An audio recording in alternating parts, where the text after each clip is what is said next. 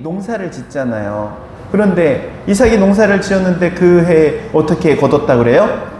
100배를 거뒀다 그래요. 100배를. 이 100배라는 말은 물론 엄청나게 많은 수확량을 의미하기도 하지만 상대적으로 다른 사람들에 비해서 100배를 거뒀다는 거예요. 그러니까는 농사를 지어가지고 한 쌀 한 가마니를 얻었어. 근데 이 이삭은 100가마니를 얻은 거예요. 100배를 얻은 거예요. 100배. 이거는 하나님의 특별한 복인 거예요. 하나님께서 똑같이 먹고 살 만큼 똑같이 주셨어. 그런데 그 가운데 이삭에게만 특별하게 복을 더해 주시는 거예요. 그러한 복이 여러분 가운데 있기를 주의 이름으로 축원드립니다. 왜 이렇게 특별한 복을 주시는가? 그러니까 하나님께서 하나님의 살아계심을, 역사하심을 보여주기 위함인 거예요. 예수 그리스도를 믿는 오늘 성도들에게도 동일하게 역사하시는 줄로 믿습니다. 여러분 성경을 읽으면서 그런데 좀 궁금해야 할 사항들이 있어요. 뭐냐면은 이스라엘 백성들이 노예 생활을 하던 곳이 어디예요? 이집트잖아요. 이집트에서 가나안 땅으로 이끌어내죠. 가나안 땅. 그런데 하나님께서 물론 아브라함에게 약속을 하셨죠. 가나안 땅을 주겠다고. 약속의 땅으로 우리는 대명사처럼 알고 있죠. 그런데 땅을 놓고 두 땅을 비교하면 이집트의 땅과 가나안 땅, 어떤 땅이 더 비옥한지 아십니까? 이집트 땅이 훨씬 비옥해요. 그 이집트의 나일강 삼각주 유명하죠. 그리고 거기에서 나오는 그 곡식이 어마어마해요. 어마어마해. 그런데 그 땅과 비교가 안 되는 거예요. 가나안 땅은. 가나안 땅 그 크기를 다 합쳐도, 팔레스타인 땅을 다 합쳐도 이 삼각주만 못한 거예요. 그 땅을 다 합쳐도. 그 정도로 땅덩어리의 차이도 크고. 그리고 여러분 아시다시피 이스라엘 국토에 10% 정도만 사람이 살만한 땅이잖아요. 나머지 땅은 광야에 못 사는 땅에 사람이 살지 못하는 땅이란 말이에요. 그럼에도 불구하고 하나님께서는 그 땅을 주세요. 아니 주시려면은 이집트 땅, 비옥한 땅을 주면 얼마나 좋겠어요. 그러지 않습니까? 그 비옥한 땅을 주시면은 아유 얼마나 감사해. 그런데 왜 이 가나안 땅으로 이끄시냔 말이에요. 가나안 땅을 말할 때는 항상 앞에 서술이 붙죠. 젖과 꿀이 흐르는 땅이라고. 젖과 꿀이 흐른다는 말은 그 땅에 뭐가 많이 나온다는 거예요. 목축을 해서 젖이 많이 나오고, 그리고 꿀을 우리나라처럼 뭐 이런 양봉에 그런 거는 아니고 거기 이제 석봉이죠. 돌에 살고 있는 그 벌들, 거기에서 이제 석청을 캐죠. 척박한 땅이기 때문에 그래요. 오곡백과가 익어가는 아름다운 땅하고는 좀 거리가 먼 거예요. 그럼에도 불구하고 하나님께서는 가나안 땅을 주시죠. 그 이유가 있습니다. 그 농사를 지을 때 우리나라도 마찬가지지만 이렇게 물기를 다 내잖아요. 그래서 물을 어디서 받아와요? 위에서 저수지로 뭐 이렇게 다 받아서 그 물을 가지고 농사를 짓잖아요. 이렇게 농사 짓는 돈을 그 수로답이라고 해요. 수로답. 그러니까는 수로를 통해서 농사를 짓는다고, 관계수로를 정비를 해서 물을 끌어와서 농사를 짓는다고 해서 수로답이라고 그래요. 이 이집트의 땅이 수로답이에요. 성경에는 발로 물을 댄다고 표현을 해요. 물레방아에 이렇게 발로 이렇게 디뎌가지고 물을 퍼 올려요. 나일강에 물을 퍼 올려가지고 농사를 짓는 데 사용을 한단 말이에요. 인간의 수고, 인간의 노력으로 이 물을 대요. 그런데 가나안 땅은 전혀 다릅니다. 천수답이라고 해요. 천수답. 천수답이 무슨 말이냐면은 하늘에서 내리는 비로 농사를 짓는 거예요. 관계수로가 없어요. 물을 어디 길어올 데도 없고. 그러니까는 그 땅에 비가 안 내리면 농사를 지을 수 없는 거예요. 뿐만 아니라 비가 내리지 말아야 할 때 비가 와버려도 농사 다 망하는 거예요. 천수답이에요. 하나님께서는 왜 수로답을 놔두고 천수답으로 인도하시느냐? 이유가 있는 거죠. 왜? 하늘을 바라보라고. 하나님 바라보라고.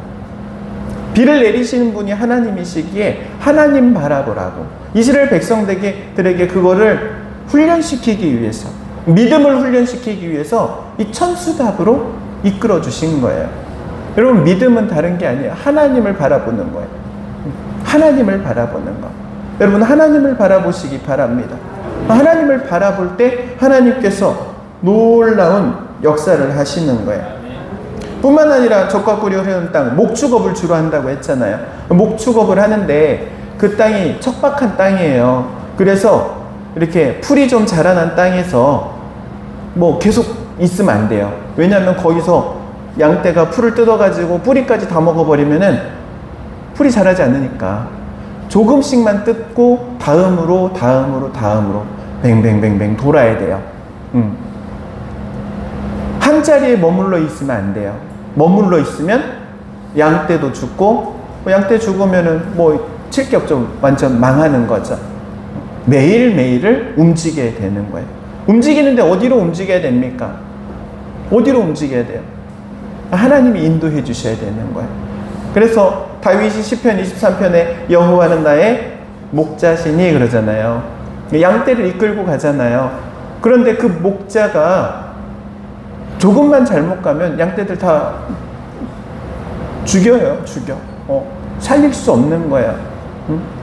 그 양떼를 몰고 가야 되는데 그 길을 하나님 인도해 달라고. 특별히 목축업을 하나님께서 허락하신 이유는 바로 거기에 있는 거예요. 하루하루를 하나님께 구하는 거예요. 인도해 달라고.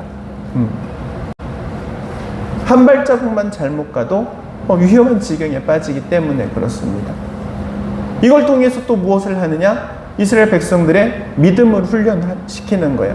믿음을 훈련시키기 위해서. 여러분, 믿음은요, 다른 게 아니에요. 하나님을 바라보는 거예요. 그리고 하나님의 인도하심을 따라가는 거예요. 그게 믿음이에요. 그게 믿음이에요. 여러분에게 그런 믿음이 있기를 주의 이름으로 축원드립니다. 하나님께서는 그렇게 매일매일을 하나님을 의지하는 하나님의 백성들을 복되게 하셔요. 하나님의 복을 채워주시는 줄로 믿습니다. 복을 채워주시는데 놀라운 복들을 허락하시죠. 오늘 말씀을 보면 그렇잖아요. 주께서 지나간 자취마다 기름이 흘러 넘치고 향기가 흘러 넘치고, 할렐루야. 내 인생의 생애 가운데 주님이 동행하시니까는 그 삶에 기름이 넘치고 예수 그리스도의 향기가 넘치고, 그러한 여러분 되시기를 주의 이름으로 축원드립니다. 여러분, 우리 하나님은요 꼭 친정 엄마와 같아요. 챙겨줘도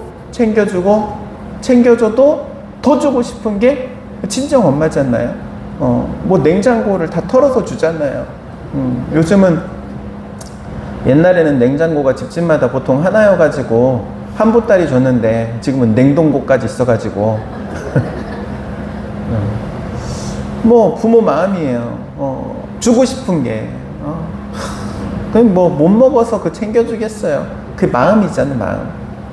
하나님께서 우리를 생각하실 때 그런 마음으로 우리에게 은혜를 주시는 줄로 믿으시기 바랍니다. 하나님께서는 우리에게 주시고자 하시는 거예요. 그 풍성한 사랑으로 채워주시고자 하는 거예요. 신앙생활은요, 두 가지 유형으로 나눠집니다. 사사기의 유형이 있어요.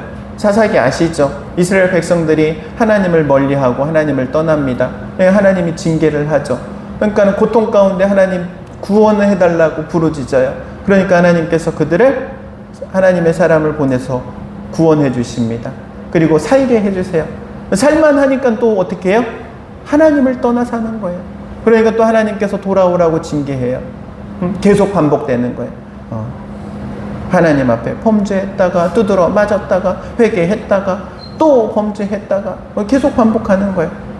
이런 신앙이 유행이 하나 있어요. 그리고 두 번째는 오늘 시편 65편과 같은 신앙의 유형인 거예요. 하나님을 찬양해요. 하나님께 기도해요. 하나님께서 말씀을 주시죠. 그 말씀을 지켜 행하고, 또 그 말씀을 통해서 나를 보니까는, 야, 내가 잘못 살아온 게 보여. 회개해. 하나님께서 그 모습을 보시고 은혜를 주시는 거예요. 복을 주시는 거예요. 차고 넘치도록 주시잖아요. 오늘 말씀에 보니까는 복을 어떻게 주십니까? 정말 차고 넘치도록 주시는 그 하나님의 복이 임하는 거예요. 복이 임하니까 또 어떻게 해요? 하나님을 또 찬양하는 거예요. 얼마나 감사해요. 감사하고 찬양하고 기도하고 하나님 복 주시고 이런 사람이 있고, 반대로 타락하고 징계받고 하나님 구원해 주시면 또 타락하고 징계받고. 신앙은 두 가지 유형이에요. 여러분은 어떤 신앙생활을 하시기를 원하십니까? 오늘 시편 65편과 같은 그런 신앙의 생활을 할 수 있는 여러분 되시기를 주의 이름으로 축원드립니다. 하나님께서는요, 우리를 잘되게 하기를 원하세요. 우리가 잘되는 걸 원하세요. 어제도 말씀드렸지만 여러분 잘됐으면 좋겠어요. 정말 잘됐으면 좋겠어요.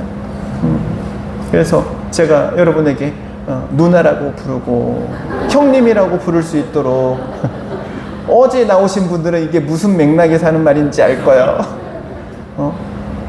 서로가 서로에게 형님이 되어줄 수 있고 누님이 되어줄 수 있고 언니가 되어줄 수 있으면 얼마나 아름답겠습니까? 그런 여러분 되시기를 주의 이름으로 축원드립니다. 여러분 잘 될 겁니다. 이 이야기를 항상 입에다가 달고 사셔야 돼요. 우리는 잘 될 거예요. 나는 잘 될 거예요. 그런데 내가 잘 돼야 될 이유가 어디에 있는 거예요? 나한테 있는 게 아니라 우리 하나님께 있는 거예요. 하나님께서 은혜를 주시고 응답을 주시고 복을 주시기에 나는 잘 될 거야.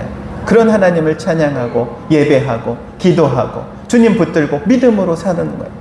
여러분 믿음으로 사시기 바랍니다. 믿음으로 사는 자를 통해 하나님 역사하시잖아요. 그리고 믿음으로 사는 자라 아니면은 누구에게 복을 주시겠어요? 오늘 이제 기도를 할 건데요. 여러분 기도하면서도 항상 이렇게 생각하시기 바랍니다. 나는 따라서 하세요. 나는 복의 사람이다. 내가 말하는 사람이 복이 되고 여러분이 누구를 말하든 그 사람에게 복이 흘러갈 거예요. 아멘?